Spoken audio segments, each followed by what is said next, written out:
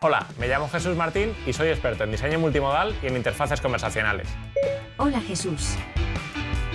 Estos asistentes virtuales son capaces de procesar comandos de voz para ejecutar tareas como buscar canciones, aprender inglés, agendar reuniones o encender la luz del salón. He estado en BBVA Next en el desarrollo de un Smart Mirror para Sanitas y en la creación de la plataforma de testeo Chatbot Test. También he trabajado para Amazon y en Alexa Auto.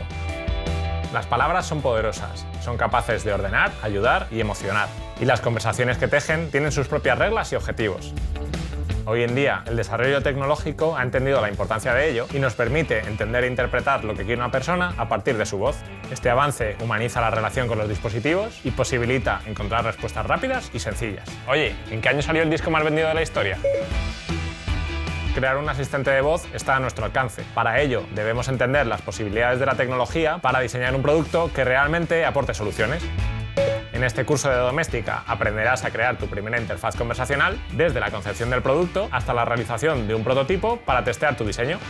Para empezar, te contaré qué es una interfaz conversacional y los tipos existentes.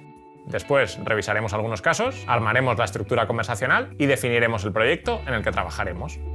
Ha llegado el momento de darle vida a tu asistente. Primero, diseñarás la conversación ideal para luego producir un prototipo funcional al que le podrás añadir una personalidad y una experiencia sonora.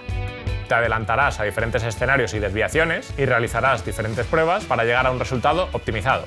Por último, veremos diferentes formas de publicación, las métricas de seguimiento y cómo puede nuestro proyecto beneficiarse de una experiencia multimodal. Al terminar este proceso, tendrás el diseño completo de todas las piezas de tu asistente. Pongo tu música favorita, Jesús. Disfruta.